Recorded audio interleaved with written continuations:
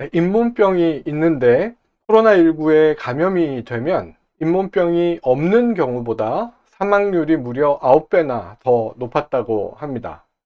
뿐만 아니라 중환자실에 가게 되거나 인공호흡기를 달아야 되는 중증도도 3배에서 4배 이상 더 높았다고 합니다.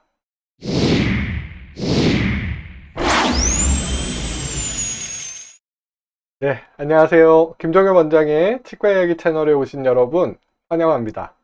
저는 광진구 건대입구역 인근 보스턴 스마트 치과의원 원장 김종엽입니다.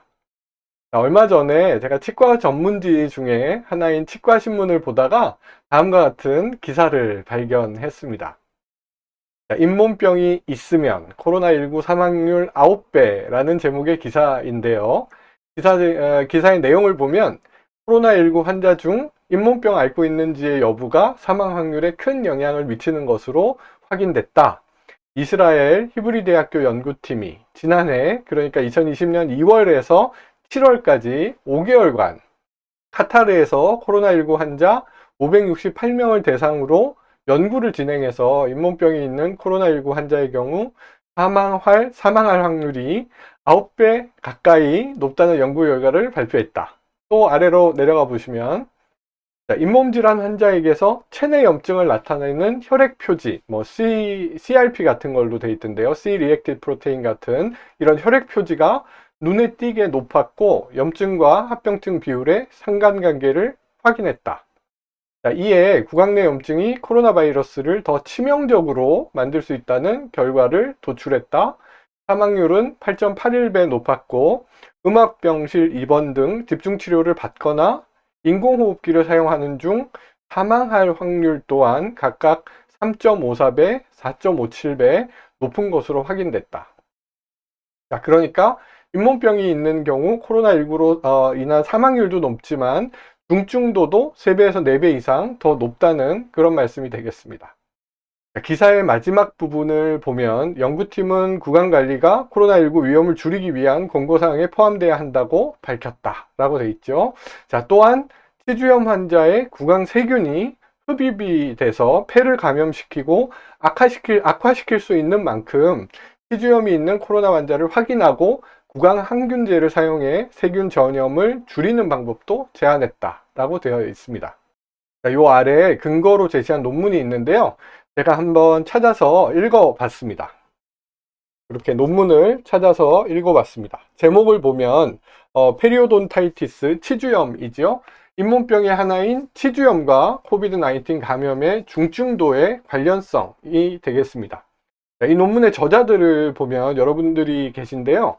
카타르 도하에 있는 하마드 메디컬 코어포레이션, 그리고 캐나다 몬트리올 맥길 대학의 교수님, 그리고 카타르 도하에 있는 카타르 대학교 연구진, 그리고 스페인 마드리드에 있는 산츠 교수님 같은 이런 여러분들이 참여를 하고 있습니다.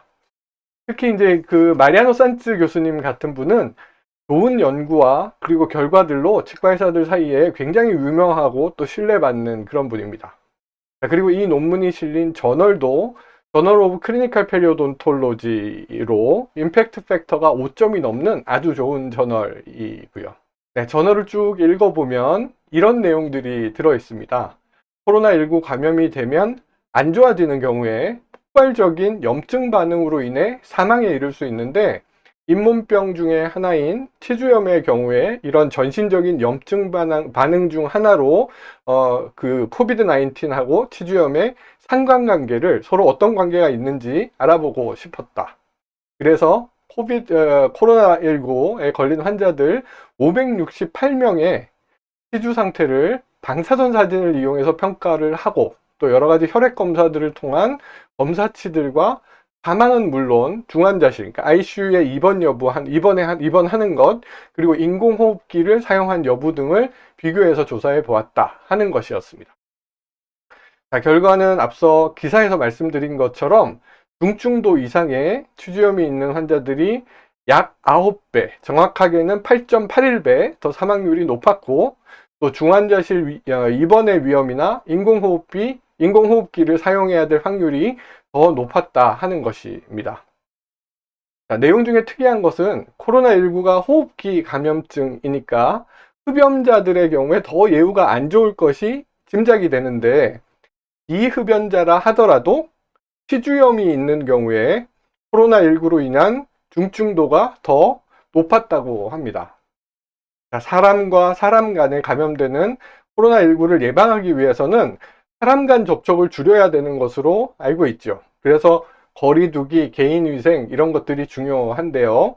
그리고 만성질환이 있으면 중증도가 높아지는 것으로 일반적으로 알고들 계실 텐데, 이런 것뿐만 아니라 구강관리가 중요하고 특히 그 중에서도 치주관리, 잇몸관리가 중요하다는 그런 말씀이 되겠습니다.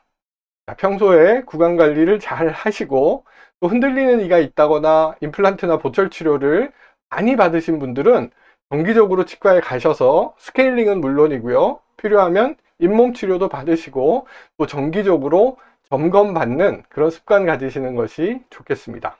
치주염은 비단 코로나19뿐만 아니라 당뇨, 심장병 같은 많은 전신질환과 관련이 있는 것으로 이미 많은 연구에서 알려져 있습니다.